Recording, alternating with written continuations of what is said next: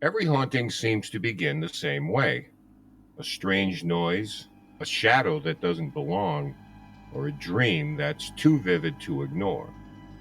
For most, these moments pass, but for one family in Baltimore, it was only the beginning. For the Stallings family, moving into a new home was supposed to be a fresh start, but instead they gained not only a property, but a restless spirit, cruel, mocking, and relentless, who laughed at their suffering, proving that sometimes the worst house guests are the ones that never leave.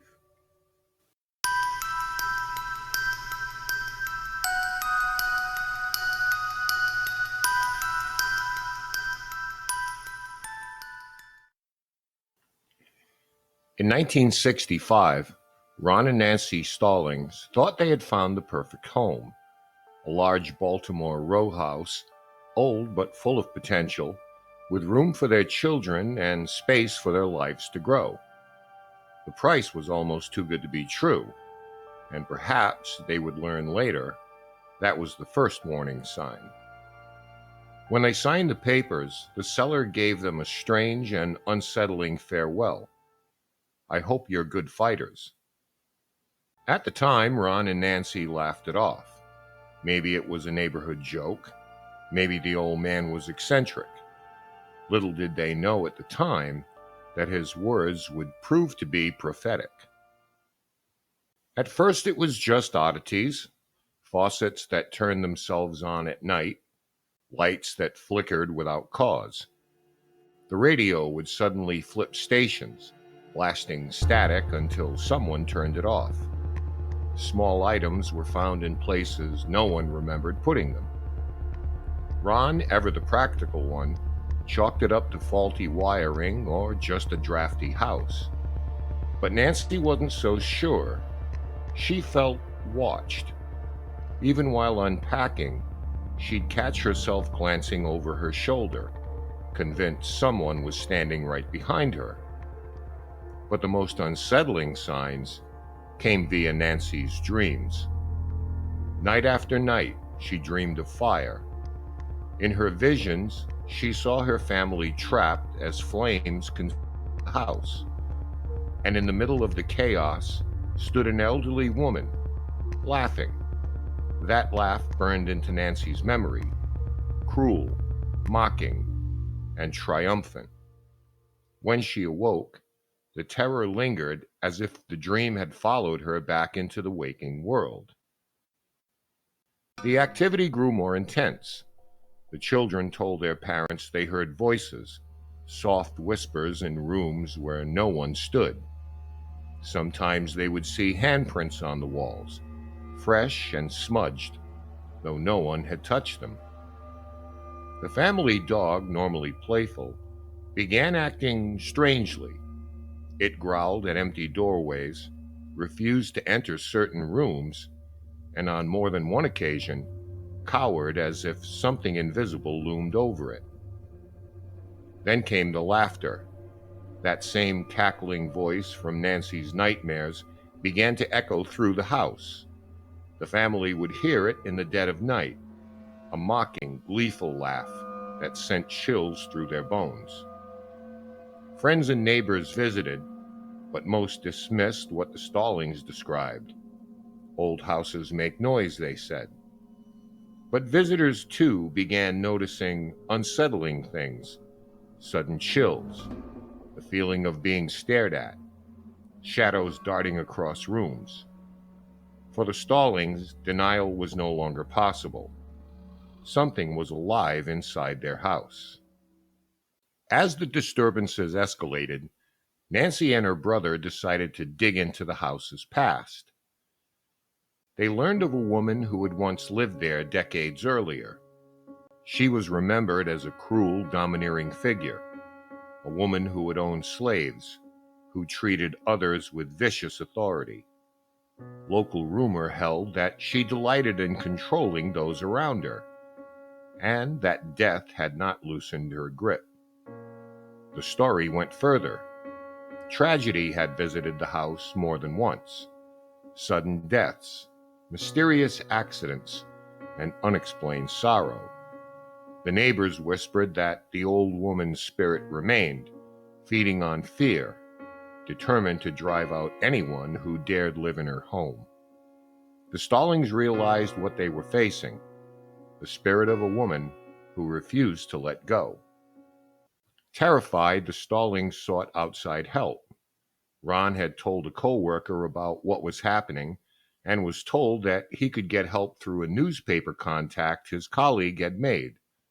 Ron reluctantly agreed, and a reporter visited the house. He agreed not to put their names or the address in the paper and to get them some help. But the following morning, the story made headlines in the local paper. The backlash was swift and unnerving. Neighbors worried about living next to a haunted house, and selling it now would prove to be very difficult. The Stallings family became subjects of ridicule. Essentially, they became prisoners in their own home. Nancy started to research paranormal phenomena. One book in particular piqued her interest, Ghosts by Hans Holzer. There seemed to be existing claims that Holzer visited the home with trans-medium Eileen Garrett, but that can't be positively verified. In a later book, he is said to have verified the haunting, but having a physical presence there remains ambiguous at best. There does seem to be evidence that they had correspondence with each other. Perhaps this is why a trans-medium was asked to visit the Stallings house, as Holzer was firm in his belief that only such a person can communicate with the dead. During one session, the medium fell into a trance and made contact with the spirit in the house. The presence revealed itself as the old woman, hostile, mocking, and utterly unwilling to leave. Through the medium, she declared that this was her home, that she had no intention of moving on. The more fear she caused, the stronger she seemed to become. Nancy later recalled how cold the room became during the session. The medium's voice changed, taking on an older, crueler tone. And when the session ended, the sound of faint laughter seemed to follow them, echoing in the corners of the room. After that, the haunting turned violent. Doors slammed with such force the walls shook. Heavy furniture toppled. The children saw dark shapes moving through the hall. Nancy's nightmares worsened. She woke choking on the phantom smell of smoke, convinced the fire was real. On several nights, she woke the family and rushed them outside, only for the house to stand dark and silent. No smoke at all. But one evening, the fear became unbearable. They felt the entire house itself was about to ignite. Terrified, they fled into the night, certain the spirit wanted to consume them in fire. The family's nerves unraveled. The children grew fearful of sleeping in their own beds. Ron no longer tried to explain the events away. Nancy, worn thin, was convinced the spirit would eventually kill them all. The laughter, once distant, now rang out in rooms even when the whole family sat together. Objects would vanish before their eyes. Neighbors began avoiding the house entirely, and the dog, once a loyal guard, refused to step back inside. The Stallings realized they couldn't stay any longer.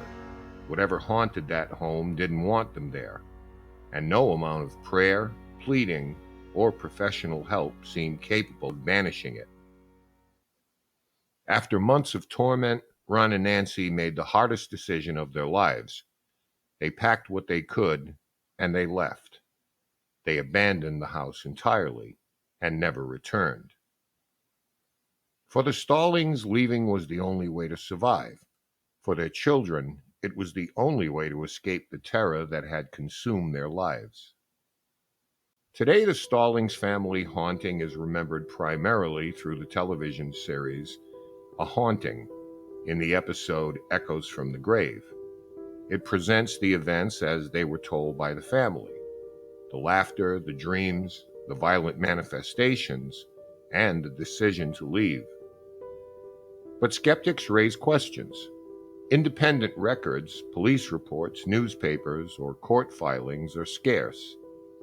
It doesn't mean the family didn't endure something terrifying. It simply means the story we have comes to us filtered through testimony, memory, and television dramatization. Still, for believers, the Stallings haunting remains a classic American ghost story, a tale of a family tormented by a cruel spirit who refused to let go of her house. A reminder that sometimes the past clings to the present, and that not every home welcomes its new owners. So whether you see it as a literal haunting or a cautionary tale about history and memory, the Stallings story endures. The family left, the house remained, and the laughter of an old woman, real or imagined, still echoes in their story. The Stallings family haunting remains one of Baltimore's most chilling ghost stories. For some, it's proof that evil never dies, and for others, it's become folklore, memories twisted into legend. Maybe the old saying is true: we never really own a house. Sometimes the house owns us. But to this day, the story endures. And maybe that's the real haunting: how easily the past refuses to let us go.